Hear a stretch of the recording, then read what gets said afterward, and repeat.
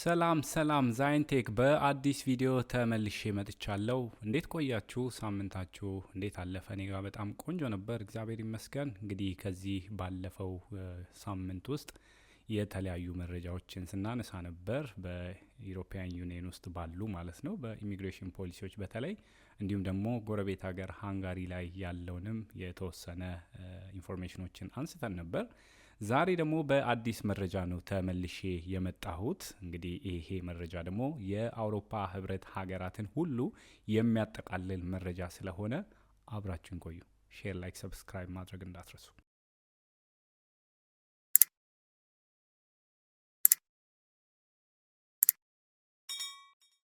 እሺ፣ ወደ መጀመሪያው መረጃ ሲሄድ ስዊዘርላንድ እንግዲህ ከዚህ በፊት እንደምታውቁ ኦፊሻሊ የቪዛ ሪስትሪክሽኑን ሊፍት ማድረጓን አሳውቃለች ማለት ነው። ኢትዮጵያውያን ላይ እንደምታውቁት አይ ቲንክ ከኤፕሪል 2024 ጀምሮ ነበር ሪስትሪክት የተደረገው ማለት ነው። አሁን ላይ ይሄንን እንግዲህ ሊፍት እንዳደረጉና እንደ ኖርማል ሸንገን ቪዛዎች ኢሹ ተደርገው ወደ እነሱ ሀገርም ወደ ሌሎችም ሸንገን ስቴቶችም መሄድ እንደሚቻል ነው። በፊት የነበረው ሪስትሪክሽን እንደተነሳ የሚያሳይ መረጃ ወጥቷል ማለት ነው። ጁን 12 2026 ላይ የወጣው መረጃ እንደሚያሳየው የስዊስ ፌዴራል ካውንስል ማለት ነው አናውንስ ባደረጉት መሰረት በተለይ ስፔሻል የሆነ ቪዛ ሪስትሪክሽን ኢትዮጵያውያን ላይ ወይንም ኢትዮጵያ ላይ በሚል ነበር ኢምፖዝ የተደረገው 2024 ላይ ማለት ነው። ይሄኛው ሪስትሪክሽን ኦሪጂናል ኢንትሮዲውስ የተደረገበት ምክንያት የአውሮፓ ህብረት ባለስልጣናት ወይም የኢሮፒያን ዩኒየን በአጠቃላይ ኮሚሽኑ ማለት ነው ኢትዮጵያ ኮኦፕሬት እያደረገች አይደለም ከአውሮፓ ህብረት ከአሳይለም ፖሊሲዎች ጋር በተለይ ሪተርን በሚደረጉ ጉዳዮች ላይ ማለት ነው እና ያንን በተመለከተ ነበር እንግዲህ ማዕቀብ ያደረጉት ወይም ሪስትሪክሽን ያደረጉት የነበረው። ኢሌጋሊ ኢሮፒያን ዩኒየን ውስጥና ስፔሻሊ ስዊዝ ውስጥ ስቴ የሚያደርጉ የኢትዮጵያን ሲቲዝንስ እነሱን ለመቀበል ሪተርን ለማድረግ ኮኦፕሬት ስላላደረገች በሚል ምክንያት ነበር ኢትዮጵያን በቪዛ ሪስትሪክሽን ሊስት ውስጥ ያስቀመጡት የነበረው። አሁን ላይ ስዊዝ እንዲሁም ደግሞ የኢሮፒያን ኦፊሻሎች እንዳሉት ከሆነ ኢትዮጵያ ሲግኒፊካንትሊ ኢምፕሩቭ ስላደረገች ይሄንን ሪስትሪክሽን አንስተናል፣ ኮኦፕሬት ማድረግ ስለጀመረች ማለት ነው። ያ ማለት በሪተርንና በሪአድሚሽን ፕሮሲጀሮች ላይ ኮኦፕሬት እያደረገች ስለሆነ የሚል ነው ማለት ነው። ስለዚህ ስዊዘርላንድ የራሷን የኖርማል ቪዛ ፕሮሰሲንግ ኮንዲሽኖችን ሪስቶር እንዳደረገች እንደጀመረች ማለት ነው ለኢትዮጵያን አፕሊካንቶች ማለት ነው። ምንድን ነው አሁን የተለወጠው ወይንም ምን ቼንጅ አለ ለኢትዮጵያ ዜጎች ማለት ነው ከዚህ ከአዲሱ ወይንም አሁን እነሱ ይሄንን ሪስትሪክሽን ሊፍት ካደረጉ በኋላ ማለት ነው። በአዲሱ ህግ መሰረት ለኢትዮጵያ አፕሊካንቶች ፋስተር የሆነ የቪዛ ፕሮሰሲንግ ታይም አለ። ያ ማለት ዊዲን 15 ዴይስ በ15 ቀን ውስጥ ፕሮሰስ የማድረግ ወይንም የቪዛ ፕሮሰሱ የሚያልቅበት ሁኔታ እንዲሁም ደግሞ መልቲፕል የሆኑ የሸንገን ኤሪያ ኢንትሪዎች እንዲኖሩ ግሬተር የሆነ አክሰስ እንደምትሰጥ እንዲሁም ደግሞ ይሄ ሰፖርቲንግ ዶክመንቶችን ሬዲዩስ የማድረግ በተለይ ቢሮክራሲው ተጨማሪ ዶክመንቶች ይሄ ሪኳየርመንቶች አሉ ሰርቴን በሆኑ ኬዞች ማለት ነው እና እነሱን ሬዲዩስ የማድረግ እንዲሁም ደግሞ የቪዛ ፊ ኤግዘምፕሽኖች ለምሳሌ የዲፕሎማቲክ እና እነዚህ ሰርቪስ ፓስፖርት ሆልድ የሚያደርጉ ሰዎች እነሱ ኤግዘምፕት ስለሆኑ ለእነሱም የቪዛ ፊ አይኖርም ማለት ነው። በፊት የነበሩት እንዲሁም ደግሞ ከነበሩት ላይ ደግሞ በተወሰነ ሬዲዩስ አድርገው ቢሮክራሲውን ቀንሰው ስራውን መቀጠል ችለዋል ማለት ነው። ስለዚህ ይሄኛው ዲሲሽን በዚህኛው በሜይ 2026 ሁሉንም ሪስትሪክቲቭ የሆነ ቪዛ ሜጀሮች ኢትዮጵያን ኤጌንስት የሚያደርገውን ሊፍት እንዳደረጉ ነው ያሳወቁት ማለት ነው። ስለዚህ ካሁን በኋላ በስቱደንት ቪዛ ሊሆን ይችላል፣ የቢዝነስ ትራቭለሮች ሊሆኑ ይችላሉ፣ ሪሰርቸሮች እንዲሁም ደግሞ የመንግስት ኦፊሻሎች እንዲሁም ደግሞ ከይሄ ፋሚሊ ኮኔክሽን ስዊዘርላንድ ላይ ያገቡ ኦር በትዳር የተጣመሩ እንዲሁም ደግሞ ዋይደር ለሆነ ለሸንገን ኤሪያ ላይ ላላቸው ሰዎች በጣም እንደ በፊቱ ሪስትሪክትድ በሆነ መንገድ ሳይሆን ባለው በኖርማል ዌይ አፕሊኬሽን አድርገው ወደ ሸንገን ኤሪያ እንዲሁም ደግሞ ወደ ስዊዘርላንድ መግባት ይችላሉ ማለት ነው። ስለዚህ ከአሁን በኋላ አፕሊኬሽኖች በሚደረጉበት ሰዓት እንግዲህ ኢዝሊ መሆን ይችላሉ። ኦፍኮርስ ሪኳየርመንቶች አሉ፣ ግን እንደ በፊቱ አይደለም እንደማለት ነው። ይሄኛው ታዲያ በጣም ፖዚቲቭ የሆነ ዴቨሎፕመንት የሚያሳይ ነው። የኢትዮጵያን ሪሌሽን ከኢሮፒያን ማይግሬሽን እና እንዲሁም ደግሞ አውቶሪቲዎች ጋር ካለው አንጻር እንደምታውቁት ከ2 ከ3 ዓመት በፊት ባለው ኢትዮጵያ ኮኦፕሬት አታደርግም ሪተርን በሚደረግበት ሰዓት ምንም አይነት ድጋፍ እያደረገች ስላልሆነ ብለው ሌሎች የአውሮፓ ሀገራትም ትችት ሲያነሱ ይታወቅ ነበር። ስለዚህ በነገራችን ላይ ይሄኛው አሁን ሊፍት ያደረጉት ወይ በሪተርን ሀቦች ላይ ለምሳሌ ቅርብ ጊዜ በተነሱ ሌሎች ፖሊሲዎች አሉ የኢሮፒያን ዩኒየን ላይ በእነሱም ኢትዮጵያ ኮኦፕሬት እንደምታደርግ የተወሰኑ መረጃዎች ያሳያሉ። ስለዚህ ይሄን ይመስላል። ኦፊሻሊ ስዊዘርላንድ ከዚህ በፊት ለ2 ዓመታት ያህል ሪስትሪክት ያደረገችውን የቪዛ ፕሮሰሲንግ ወይም ለኢትዮጵያን አፕሊካንቶች ማለት ነው እንዳነሳች ነው። ምክንያቱም የኢትዮጵያ ከዚህ በፊት እንደነበረው ሳይሆን አሁን ላይ ኮኦፕሬት አድርጋ በሪተርንና በሪአድሚሽን ላይ የሚመለሱ ወይም ኢሌጋሊ ስቴይ እያደረጉ ያሉት ሰዎችን ለመቀበል ፈቃደኝነቷንና እንዲሁም ደግሞ ጥሩ ስራ እየሰራች ነው በሚል ስለታወቀ ነው ማለት ነው።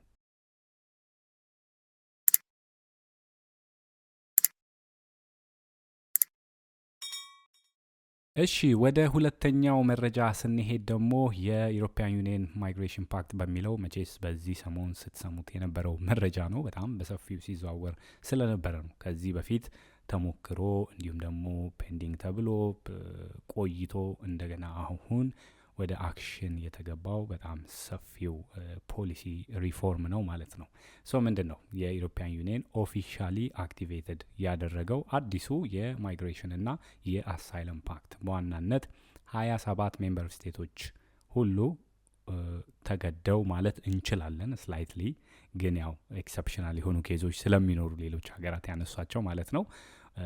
ኦልሞስት ሁሉም ግን እንዲቀበሉት የሚያደርግ ህግ ነው የወጣው። ከዚህ በፊት እንደምታውቁ በተለይ ቦርደር ኮንትሮል ና ይሄ ሬጂስትሬሽን ላይ ያሉ ጉዳዮች ቀድመው የሚደርስ ሰው እዛ ሀገር ላይ ለምሳሌ እንደነ ግሪክ ያሉ ሀገራት ላይ በጣም ብዙ ስደተኞች የሚደርሱበት ሁኔታ አለ እና በጣም ብዙ ደግሞ ፕሬሸር አለ እዛ አካባቢ ብዙ ሰዎች ስለሚመጡ ኦፕሬት ለማድረግም በጣም ይቸገራሉ እና እነዚህ አይነት ጉዳዮችን ሌሎች ሜምበር ስቴቶች በምን አይነት ወይ ነው ሼር ማድረግ የሚችሉት ወይንም ይህንንስ እንደ አውሮፓ ህብረት እንደ አንድ ኮንቲነንት እንዴት ነው ይህንን ነገር ማሳለጥ የሚችሉት የሚባለው ነገር ታስበው ሼር የማድረጉ ጉዳይ ነው የመጣው። ያ ማለት ምንድን ነው እያንዳንዱ ሜምበር ስቴት ያለበት ኃላፊነት ወደ 2-3 የሚሆኑ አማራጮች አሏቸው። አንዱን ከመረጠ አንደኛውን አይፈጽምም፣ አንዱን ከመረጠ ደግሞ ሌላኛውን አይፈጽምም። ስለዚህ አትሊስት እዛ ጋር ከተቀመጡ ቾይሶች አንዱን ማስቀመጥ ወይንም መምረጥ አለበት ማለት ነው። ስለዚህ ምንድን ነው ከዚህ ሳምንት ጀምሮ ማለት ነው አዲሱ የማይግሬሽን ሮል ኢሮፒያን ዩኒየን ውስጥ ይጀመራል ማለት ነው። በጣም ለአመታት ያህል ነው ኔጎሽየት ሲደረግ የተቆየው። እንዲሁም ደግሞ 1 አመት ትራንዚሽን ፒሪየድ ተሰጥቶት ነው እስቲ እንየው ተብሎ ነበር የተቆየው ማለት ነው። እና ኤቭሪ ሜምበር ስቴቶች ኢንክሉዲንግ ሮሜኒያ በነገራችን ላይ ሌጋሊ ባውንድ ይደረጋሉ እዚህ ይህንን ህግ ወይም ይህንን አዲሱን ሲስተም ኢምፕሊመንት ለማድረግ ማለት ነው። ስለዚህ ከቦርደር ፕሮሲጀር ጀምሮ እስከ አሳይለም ዲሲሽን እና ይሄ ኮኦፕሬሽን ሜካኒዝሞች ድረስ ከጅማሬው እስከ ፍጻሜ ድረስ ባለው ጉዳይ ማለት ነው። ስለዚህ ምንድነው በዋናነት ለምሳሌ ትልቁ ቼንጅ ወይንም ትልቁ ይሄ አፌክት ተብሎ የሚግራንቶችን የሚለው ወይንም አፌክት የሚያደርገው ቼንጅ ምንድነው የኤክስተርናል ቦርደር ጉዳይ ነው። ለምሳሌ ዊዛውት ኤኒ አውቶራይዜሽን ኢሌጋሊ ወደ አውሮፓ ህብረት የሚገባ በ7 ቀናት ውስጥ አይዴንቲፋይ ይደረጋል። በአንድ ሳምንት ውስጥ ኦልሞስት አይዴንቲፋይ ይደረጋል የሚመጣው ሰው የመጀመሪያውና የመጀመሪያው ጉዳይ ማለት ነው። ለምሳሌ የፊንገር ፕሪንት ዳታቤዝ ይሄ ዩሮዳክ የሚባለው አለ። በጣም ነው እሱንም ኤክስፓንድ የሚያደርጉት በነገራችን ላይ አሁን ደግሞ ኢንክሉድ የሚያደርገው እንደምታውቁት የፌሻል ኢሜጆችን ፊንገር ፕሪንት ብቻ አይደለም ፌሻል ኢሜጆችንም ስካን እንዲያደርግና ዳታቤዝ ላይ እንዲወስድም ነው እየተደረገ ያለው። በጣም ደግሞ ኮንትሮቨርሻል የሆነው ቼንጅ አሁኑ ላይ ምንድን ነው ይሄ ባዮሜትሪክ ዳታ በሚወሰድበት ሰዓት በፊት ለምሳሌ ከ14 አመት በታች ላሉ እንደማይገደዱ ነው። አሁን ግን ያንን ዝቅ አድርገው ከ6 አመት ነው ያደረጉት። ከ6 አመት በታች ያሉ ናቸው የማይገደዱት። ከዛ ከ6 አመት በላይ ላሉት ግን ፌሻል ኢሜጅ ኤኒ ባዮሜትሪክ ሬጂስትሬሽን እንዲያደርጉ ይገደዳሉ ማለት ነው።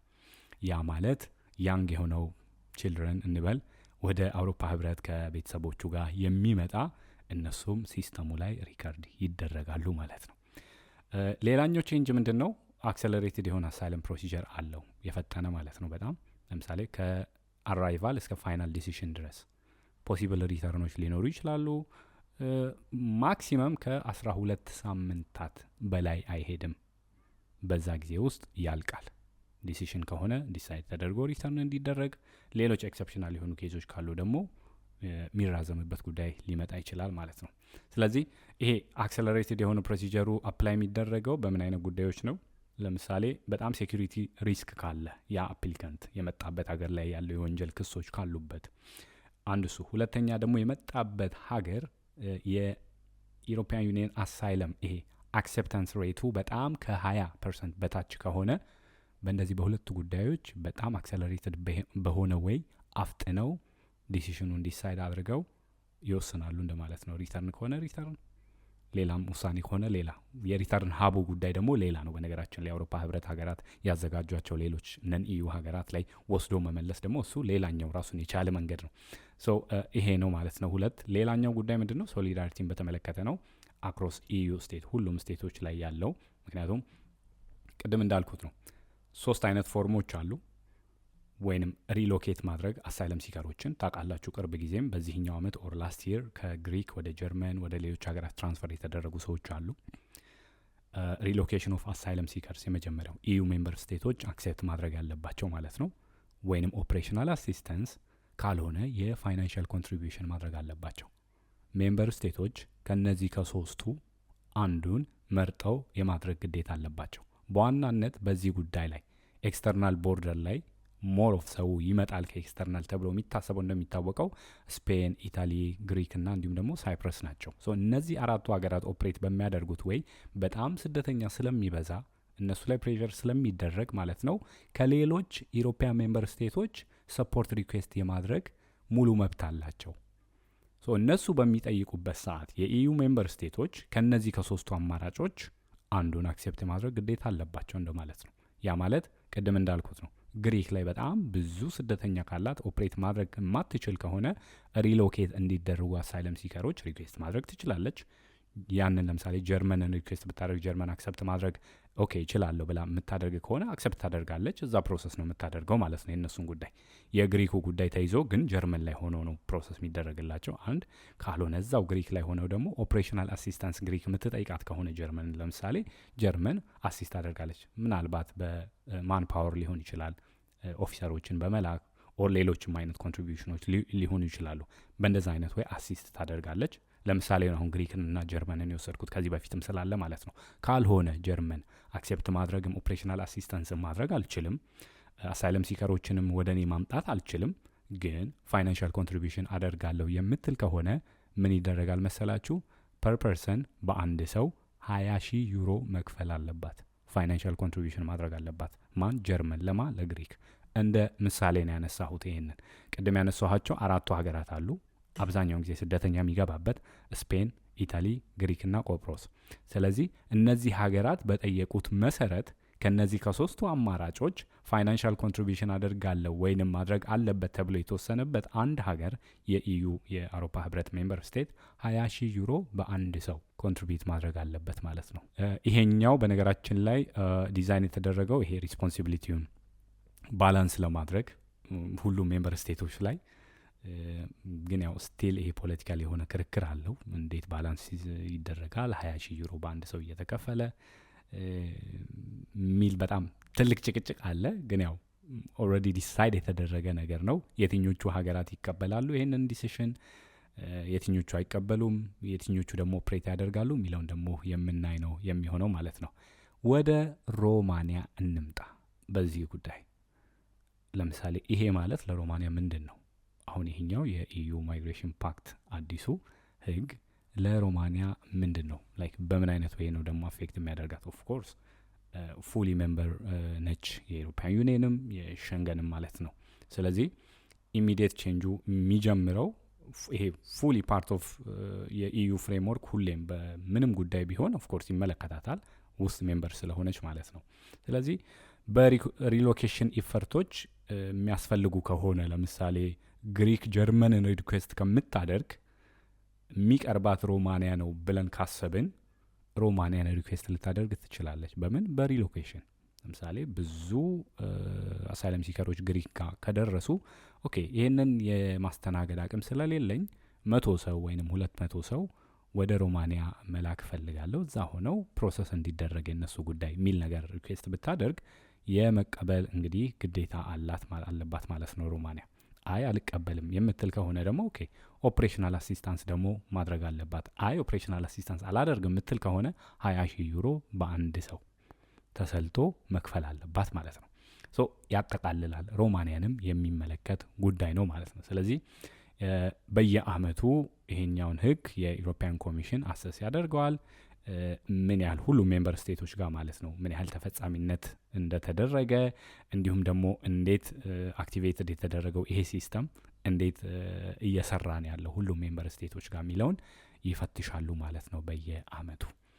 ኤመርጀንሲ አይነት ወይንም ኤክሰፕሽናል ኬዞች አሉ። ለምሳሌ ሜምበር ስቴቱ በጣም ማይግሬሽን ፕሬሸር ካለበት በጣም ከመጠን በላይ ጠያቂዎች ወይም አሳይለም ጠያቂዎች የሚበዙ ከሆነ እዛ ስቴት ላይ የሚመጣ ሀገር ላይ ግሪክን ቅድም እየወሰድን ነበረ፣ ኢታሊንም ልንወስድ እንችላለን። በጣም ብዙ ሰው የሚመጣ ከሆነ ቴምፖራሪ የሆኑ ሜዥሮች አሉ። ያ ማለት የአሳይለም ፕሮሰሲንጉን ዴድላይን ኤክስቴንድ የማድረግ ኤክሰፕሽናል ኬዝ ነው። ይህም እያልኳቸው ያለው ኤክስቴንድ የማድረግ አማራጮች ሊመጡ ይችላሉ።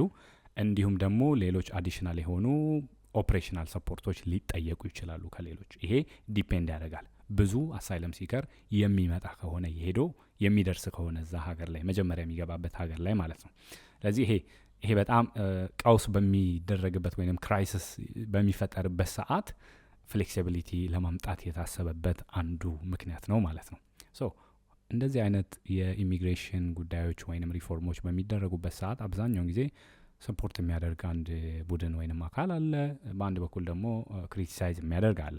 ሶ ምንድን ነው እስቲ የሁለቱንም ስናይ የሂውማን ራይትስ ኦርጋናይዜሽኖች ከዚህ በፊትም በብዙ ርዕሶች ስናነሳ ስለነበረ እነሱ የሚሰጉት ወይንም የሚቃወሙት ይሄንን አሰራር ሰው ፌር ለሆነ ለአሳይለም አሰስመንት ሄዶ አክሰስ እንዳያደርግ ያግደዋል ይሄ አሰራር። ምክንያቱም በጣም ይሄ አክሰለሬትድ በሆነ ወይ አንድን ሰው እንደገባ በ7 ቀን ውስጥ አይዴንቲፋይ ተደርጎ ጨርሶ በሁለተኛው ሳምንት ኦኬ አልቆልሃል በል ተመለስ አይነት ነገር ብሎ የሚደረገው እውነተኛና ትክክለኛ ሪዝን ከሀገሩ ይዞ ወጥቶ ወዶ ሳይሆን ተገዶ ከሀገሩ ወጥቶ አሳይለም ለሚጠይቅ ሰው ፌር የሆነ የአሳይለም አሰስመንት እንዳያገኝ ያደርገዋል የሚለው የሰብአዊ መብት ተሟጋቾች የሚያነሱት አንዱ መከራከሪያ ነጥብ ነው።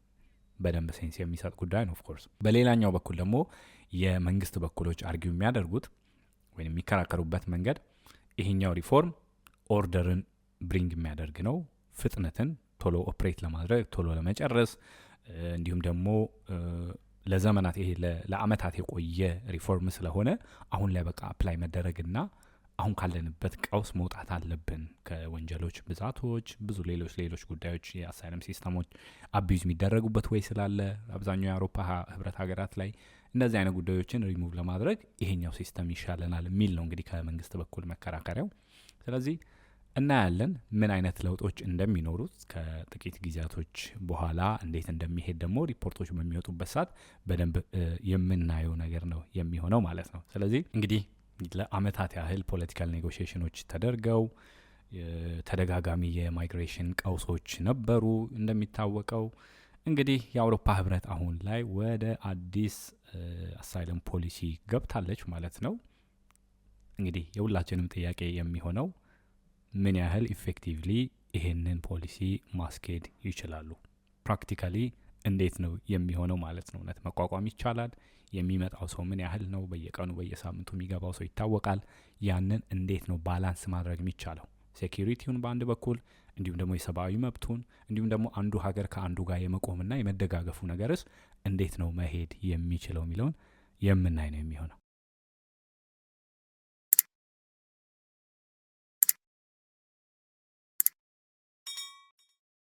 እሺ የዛሬው መረጃ ይሄንን ይመስል ነበር። 2 መረጃዎችን ነበር በሰፊው ያነሳ ነው። ስዊዘርላንድ የኢትዮጵያውያን የቪዛ አፕሊካንት ላይ የነበረውን ለ2 ዓመታት የቆየውን የቪዛ ማዕቀብ ወይም ሪስትሪክሽን እንዳነሳች የሚያሳይ መረጃ እና እንዲሁም ደግሞ በአዲሱ የኢሮፒያን ዩኒየን በአውሮፓ ህብረት የማይግሬሽን ፓክት አዲስ ፖሊሲ ባዘጋጁት መሰረት ሮማኒያን እንዲሁም ደግሞ ሌሎች ሜምበር ስቴቶች የሚጠበቅባቸው ግዴታ እንዲሁም ደግሞ ከዚህ በፊት ከነበረው ለአመታት ተይዞ ክርክር ተደርጎበት አሁን እንግዲህ ወደ ስራ የተገባው አዲሱ ፖሊሲ ነው። ምን ያህል እንግዲህ ኢፌክቲቭሊ መስራት ይችላል፣ ምን አይነት ለውጦችንስ ይዞ ይመጣል የሚለውን ነበር ያነሳ ነው። በሚቀጥለው ጊዜ በአዲስ መረጃ ተመልሼ እመጣለሁ። ላይክ፣ ሼር፣ ሰብስክራይብ ማድረግ እንዳትረሱ።